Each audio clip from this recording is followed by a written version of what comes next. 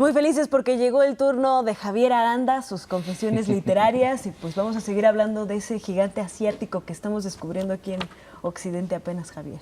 Parece que lo estamos descubriendo todos los días, como tú acabas de informar de lo que están haciendo en materia de investigación científica en el espacio, y eso refleja un poco, digamos, la visión de largo plazo que tiene ese pueblo. A mí me sorprende mucho los expertólogos que abundan sobre China, que no hablan chino, entre otras cosas, por ejemplo, y que quieren hablarnos de una cultura que ni siquiera han asimilado por la superficie. Entonces, me puse a leer en estos días a partir de notas como la tuya y de otras que han estado surgiendo sobre China, porque hay un libro que es un acercamiento realmente interesante que se llama Desde una bicicleta china, de Dolores Payás. Ese libro no de un especialista, es el libro de una mente curiosa que se traslada a ese país, que vive bastantes días ahí, convive con la gente y trata de entender, digamos, esa sociedad porque ella se está integrando. No habla desde, digamos, los conocimientos teóricos de los especialistas que nos hablan de la geopolítica y etcétera, pero a partir de una mirada fresca nos da más elementos que muchos expertos o que desdeñan o que ni siquiera ven, porque ella está dispuesta a tratar de entenderlo todo. Es un país que realmente sus visiones a largo plazo, y eso tú lo sabes muy bien por la cuestión del espacio, sus planes son a muchísimos años, no son ni a 10 años ni a 20, que pasa muchas veces, por ejemplo, con planes espaciales como el de la NASA, ¿no? Así, les comentaba que el plan espacial de China es a 100 años. Ellos planean a 100 años lo que van a hacer en materia espacial. Imaginen, nosotros somos en muchos sentidos, desgraciadamente, porque es una cultura, digamos, que hemos manejado así desde hace mucho tiempo, somos sexenales, y es una lástima porque hay proyectos que deberíamos continuar. Pienso sobre todo, por ejemplo, en cuestiones educativas, que son plataformas que ahora sí que llegue el que llegue, tendrían que continuarse, porque ese es parte del éxito de culturas como la China, su visión de largo plazo y el sentir que están haciendo algo. Dolores Payás, por ejemplo, nos da un elemento inquietante para entender algunas cosas. Dice, por ejemplo, que si el partido decide, el día que decidió que no se fumaba en lugares públicos, dice, yo estaba acostumbrada en Occidente donde dan una especie de tiempo, de colchón para que los fumadores empiecen a adecuarse, adaptarse, a no fumar en lugares públicos. Y dice que el día que el partido decidió que no se fumaba, no se fumó en ninguna parte. Nadie protestó, nadie empezó a hacer alaracas como algunos periodistas que en México decimos, no, ¿cómo es posible la libertad? Nadie puso en duda eso, lo cumplieron. Y como esos lineamientos cumplen otros. Dolores Payás se mete a vivir en los barrios chinos realmente y hace como close-ups que nos hablan de la concepción urbana que tienen, de lo mal que funcionan las cosas, pero no desde la perspectiva del espanto. Muchos nos quejamos, algunos que han ido a China dicen que los chinos escupen donde sea, ¿no?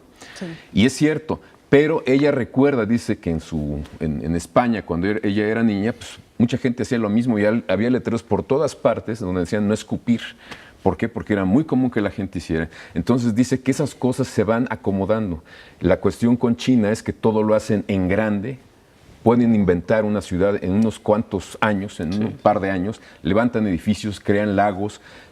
Si quieren reforestar alguna zona del desierto, ponen kilómetros y kilómetros de árboles en muy pocos días por la mano de obra que tienen abundantísima y realmente logran cambios muy dramáticos, ¿no? Tienen el sentido no individual de la sociedad, tienen un sentido comunitario. Ellos trabajan, por eso 100 años, para los emperadores, para el dirigente máximo que tienen en China, y no tienen la visión individual que tenemos en Occidente, en donde tú haces proyectos de manera personal. Empatas más, empatas menos con otros, y todo ahí la lleva.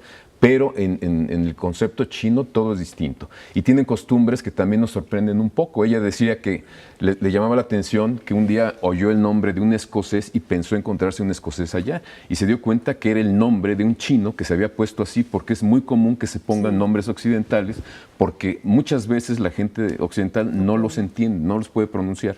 Entonces ellos se adaptan, se bautizan, y así como se ponen un nombre, Stevenson o lo que tú quieras, también son capaces de cambiárselo al otro día porque ya no les gustó.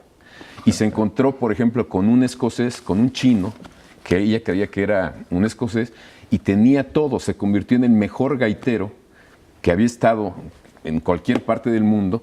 La embajada, digamos, de Inglaterra, los escoceses de cepa, lo invitaban constantemente porque era muy buen intérprete, y se sorprendió cuando le dieron un premio, la propia comunidad china, porque había ganado un concurso, y lo llevaron a una ciudad que ella pensaba que era un castillo escocés, y no, era un castillo escocés, réplica exacta de otro que había justamente en Escocia, y ella se dio cuenta porque le daban 2 días de viaje con su familia, y ella decía, pero pues ¿cómo? ¿Cuánto van a hacer de trayecto? Solamente allá se acaban el tiempo. Y no, ellos tenían su réplica y así subsanaban sus necesidades. No, y cuando toman elementos de la cultura occidental, se proponen a hacerlos perfectamente bien. Tienen, por ejemplo, una ciudad cerca de Shanghái, que es uno de los centros neurálgicos tecnológicos, una ciudad entera donde está poblada por científicos de todo el mundo que ellos importan. Claro. Cuando yo estuve ahí, vivían alrededor de 1 millón de científicos que habían importado de todo el mundo. También tienen parques, digamos, como de atracciones, que tienen réplicas, uno de todas las maravillas chinas, réplicas pequeñas que puedes visitar en un parque tipo Disneylandia, y otro de todas las maravillas del mundo. Entonces tienen ahí su pequeña torre de Pisa, su pequeño, todo así como Disneyland. Es impresionante. China es una cosmovisión completamente distinta que, como dices, Javier, si no existe la posibilidad de visitar, lo que es lo ideal, ¿no? Pues hay literatura, y es también atrevernos a ir a una librería y ir experimentando e investigando de esa cultura maravillosa, sorprendente, obviamente histórica, y que ellos, aunque hacen este tipo de réplicas, finalmente... Le llaman copycats, bueno, que son réplicas exactas. Muchas veces empiezan mal, pero las van perfeccionando, y por ejemplo hablan de cosas como el vino en este libro, y dice que finalmente hacen muy buen vino también. Hay muy malos, pero también hay muy buenos, que son copia exacta de los de Burdeos o de otras partes. No, y como dice, ¿no?, la escritora Dolores Payás, pues normalmente todo lo que sabemos, eso sí, son cuentos chinos, ¿no? O sea, de la realidad de lo que es la verdadera China. Sí, bueno, pues una recomendación muy interesante, sobre todo para los que les gusta, a quienes nos gusta viajar también desde la literatura. Gracias, Javier Aranda.